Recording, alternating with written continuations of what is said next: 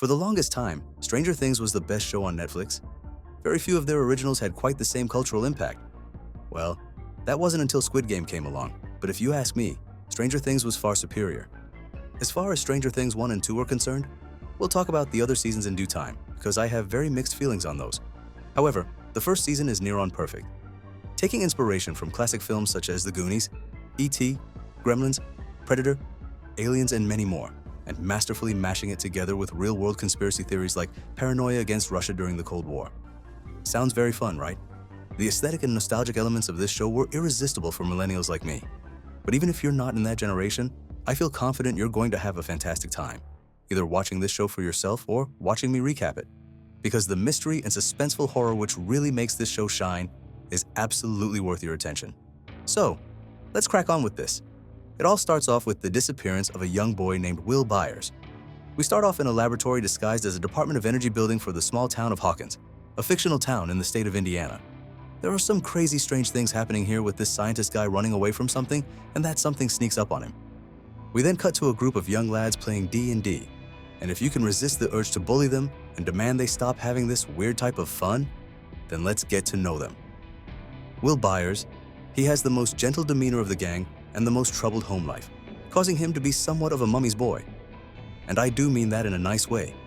I'm not just looking for a diplomatic way of calling him a giant puss. Lucas Sinclair. I would best describe Lucas as the straight man, which is a character writing term for someone who grounds the other characters when things are getting a bit too silly, and they're usually the first to speak up if they're about to take an unnecessary risk. Dustin Henderson. He's the comic relief of the gang. Kind of playing into stereotypes here, as the bigger guy in the gang usually ends up being the clown, just like Chunk from the Goonies. Look at his tummy go. Childhood obesity is a laughing matter. And lastly, Mike Wheeler, aka Dungeon Master, aka leader of the gang. Kind of. They don't really treat him like a leader, but you'll soon see him becoming more of a lead character. They finish the game and head their separate ways home. Will, all alone on this dark, creepy road, gets spooked off his bike by a weird creature. He sprints to the safety of his home, but the creature follows. He loads up the gun in their shed, but this creature is able to sneak in right up behind him. And just like that, Will's gone. There's no blood, no signs of a struggle. He just up and vanished. The next morning, Will's mom and his brother are surprised to see that Will isn't home. And this scene is also surprising to us, because when Will came home last night, it appeared that the house was empty. This will be cleared up later. His brother's name is Jonathan, and his mom's name is Joyce. My favorite character in this is Jim Hopper. He initially comes across like an uncaring, lazy cop, and that's because the town of Hawkins usually has so little action going on that it hardly seems worth coming into work some days. Phil Larson called, said some kids are stealing the gnomes out of his garden again. Oh, those garden gnomes again. Well, I'll tell you what, I'm gonna get right on that. But we soon see how he's a very caring and protective person who's willing to do anything in fighting the good fight, no matter how much it risks his life. By the way, the name Jim Hopper is a reference to a character from Predator. Jim Hopper. He tries to reassure Joyce that in most cases where a kid goes missing, the kid ends up turning up and just spent the night around a friend's house. But she's certain that something is wrong here and that Jim needs to take this seriously. Find my son, Hop. Find him. Back at Hawkins' lab, they're investigating a strange hole in the basement, which appears to be a gateway into another world. And they're certain that the appearance of this hole is connected to a patient who just managed to escape their facility. She snuck into a diner and gets caught stealing food by the owner, who immediately senses that something is up here. What the hell? She has limited speech and has trouble conversing with this guy who's being really kind towards her, giving her a decent meal and calling in CPS to hopefully get her some help. She doesn't know what her name is, only going by the code on her arm. 11. What? Even spookier, it turns out she has telekinesis.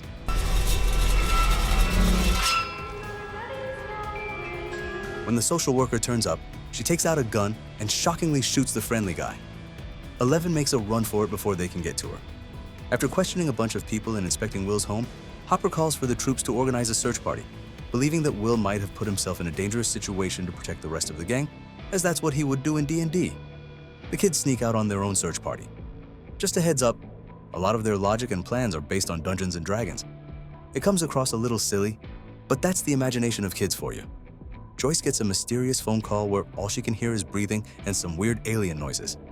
She believes that the boy breathing is Will, reigniting her belief that he's still alive. What have you done to my boy?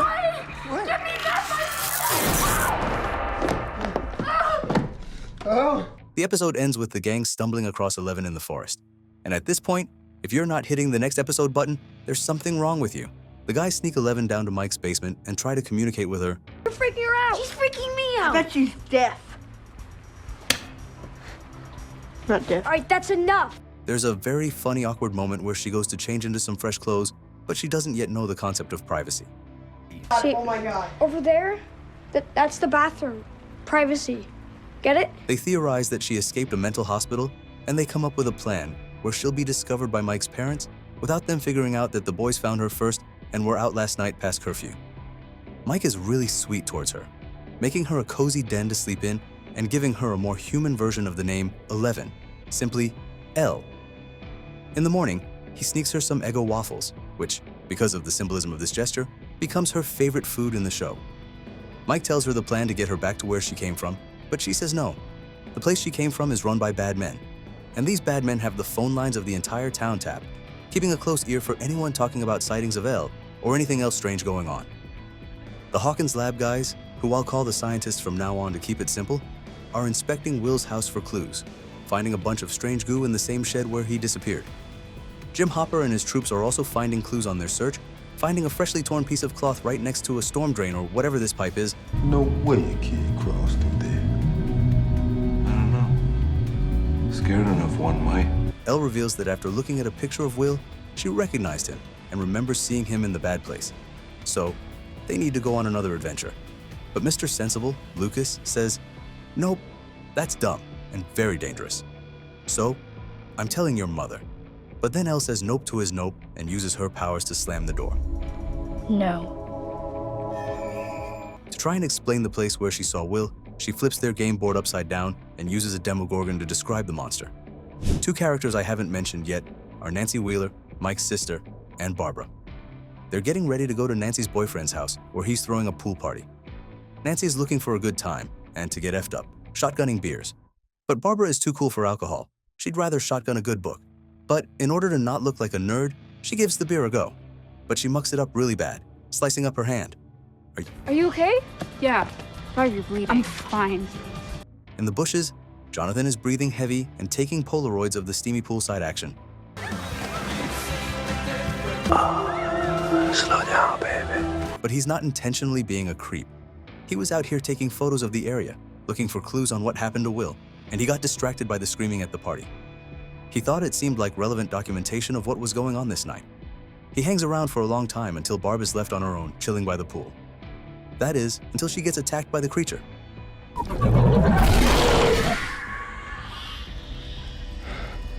Will tries contacting Mommy again, but once again, her phone gets blasted by an electrical surge.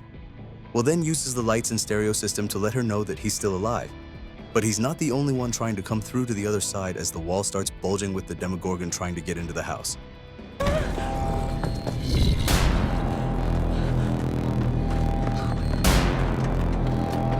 Bob wakes up in the Upside Down, which is basically just Hawkins but darker, and covered in all this grime and weird alien goop.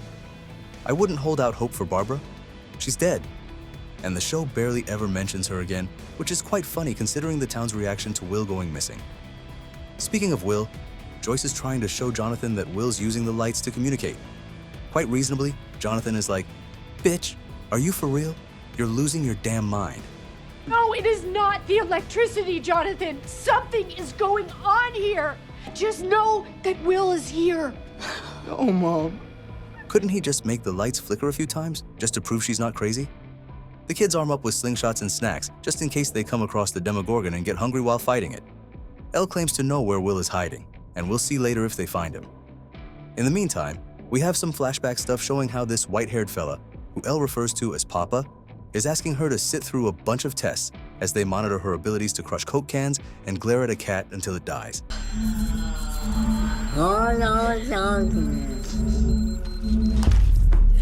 When she fails her task, she gets slung back in her cell, causing her to flip her nibah and kill the guards instead to prove her worth as a weapon to Papa.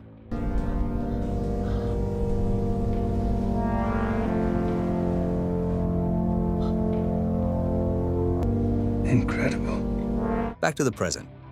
Hopper and his troops are requesting access to Hawkins' lab because the whole town is freaking out about Will, and they just want to confirm that he's not in this building. They reluctantly allow him inside and show them a bunch of CCTV, showing that Will never entered the premises.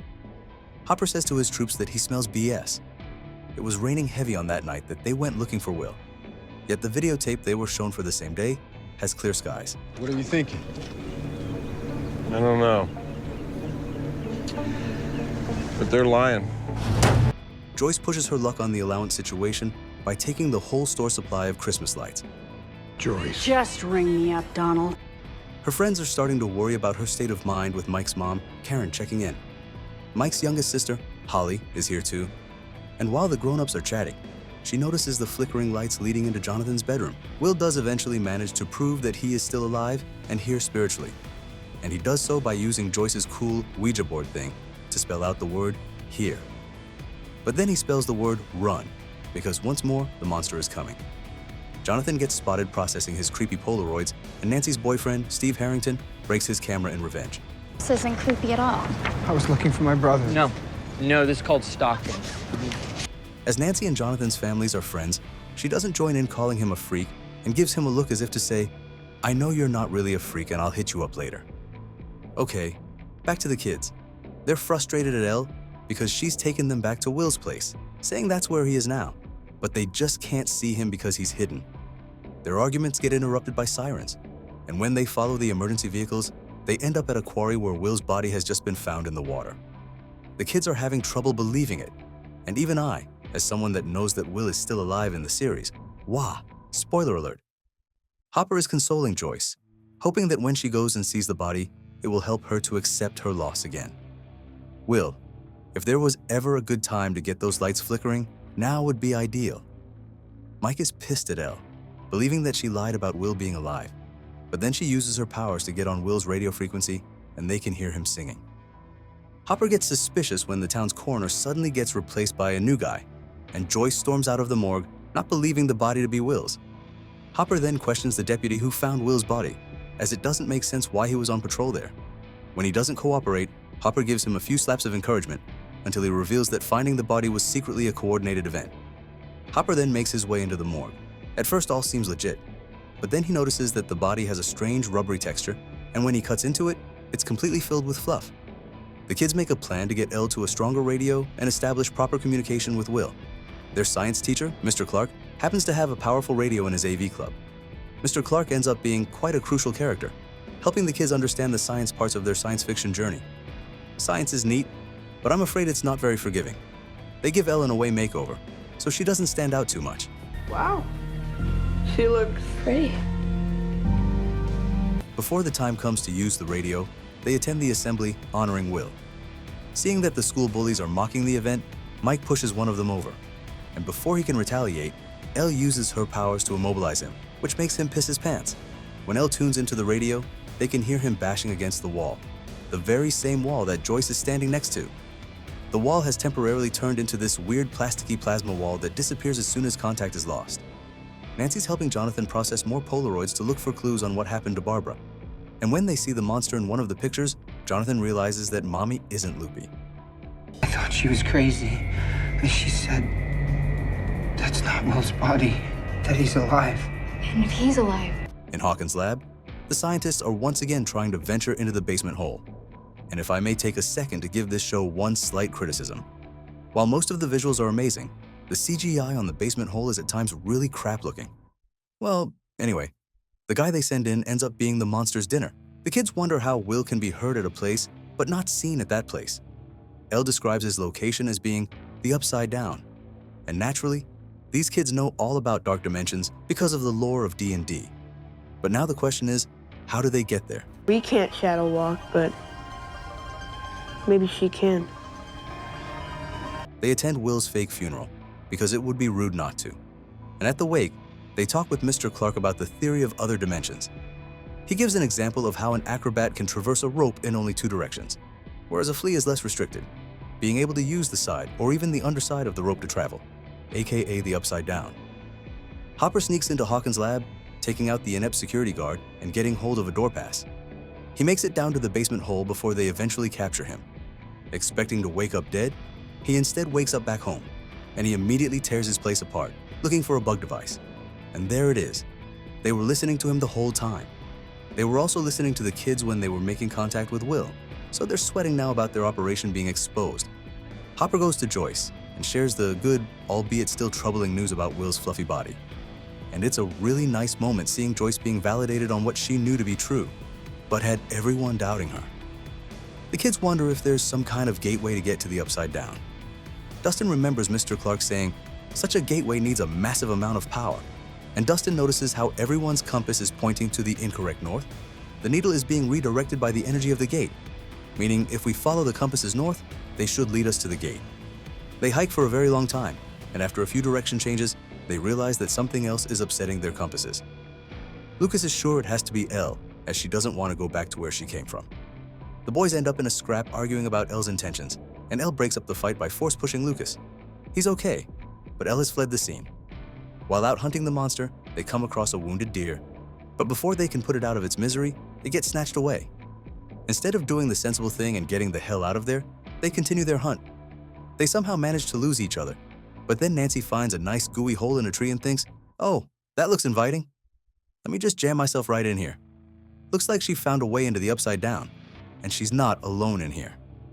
Following Nancy's echoey screams from the Upside Down, Jonathan finds the goop tree and just about manages to pull her out before the Demogorgon gets her. I'm choosing the episode called The Monster to stop referring to this thing as The Monster. Steve Harrington is looking around for Nancy and checks in on her room, and, looks like creepy old Jonathan Byers is making her feel safe and secure. But no, it really is. It's not what it looks like.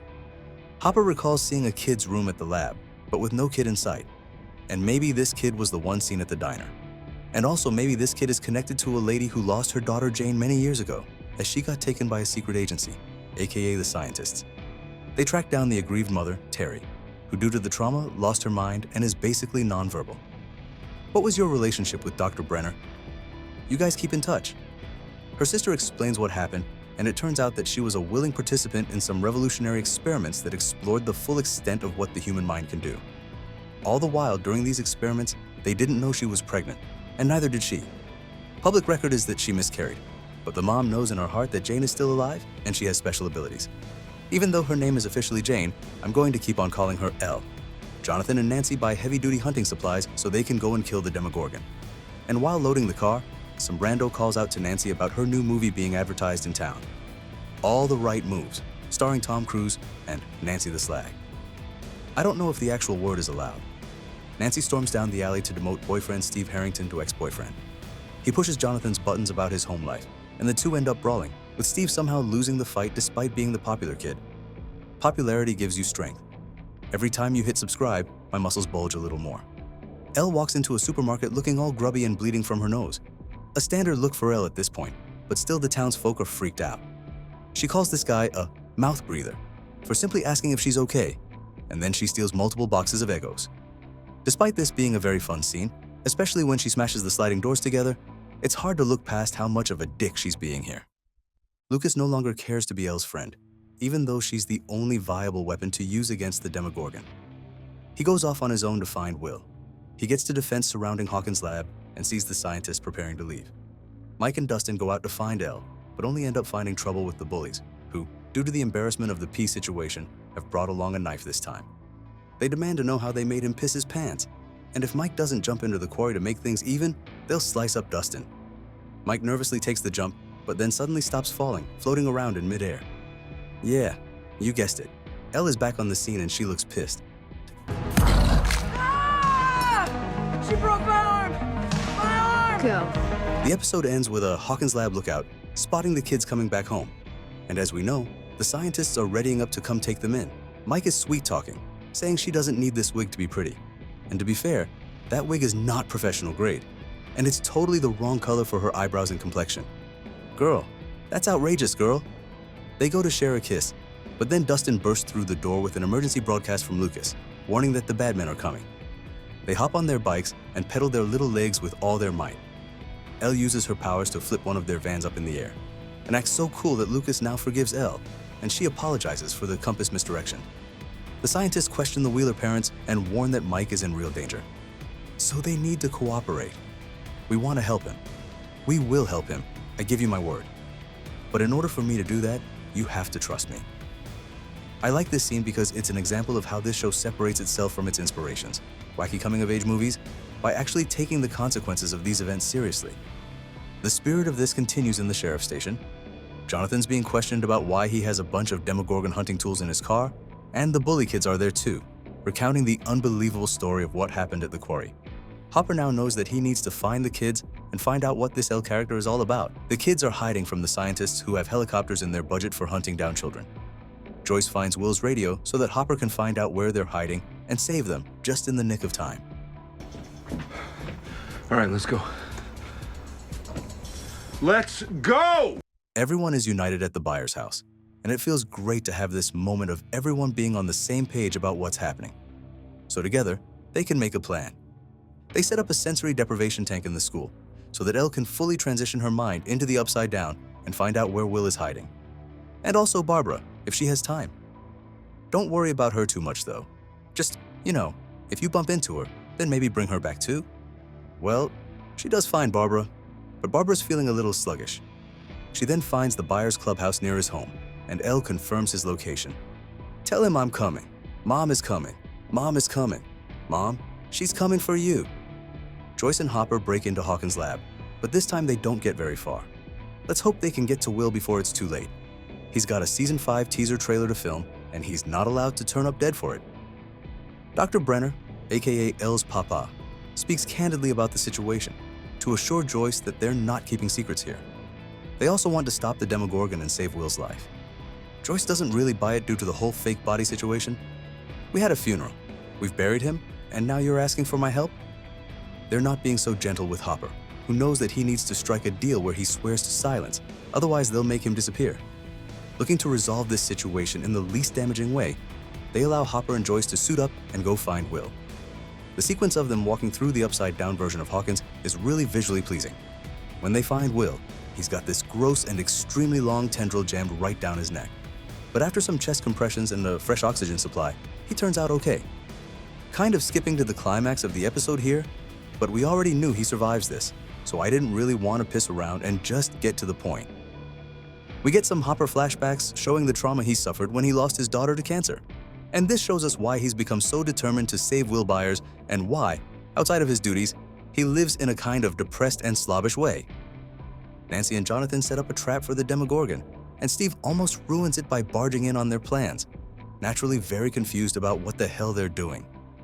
By the way, the remainder of this finale has a lot of scenes with strobing lights, so if that kind of thing messes you up, I'd recommend listening rather than watching. The Demogorgon comes back, and they do all they can to kill it. Steve makes his redemption here by coming in with the assist using a spiked baseball bat. When the Demogorgon steps into the trap, Jonathan sets it ablaze, and this Demogorgon is now toast. But that's not the end of the drama. There are more Demogorgons, and the scientists are closing in on the kids. There's a shocking moment where Elle uses her powers to melt the brains of a bunch of bad guys, and this level of extreme telekinesis knocks out her energy supply for a while.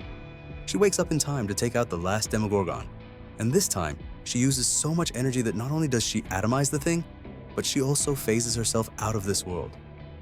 It's all very sad, but then fast forward to Christmas time, and we see Hopper leaving some leftovers and Eggos for someone who's been living off scraps and Eggos.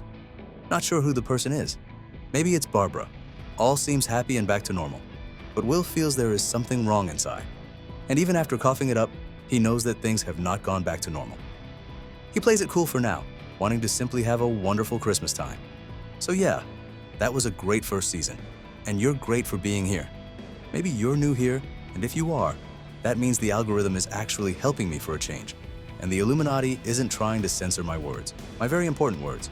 Or maybe you're a channel member or Patreon supporter, fighting the good fight and helping me stay alive. Stick around for Season 2, which I'll be uploading very soon.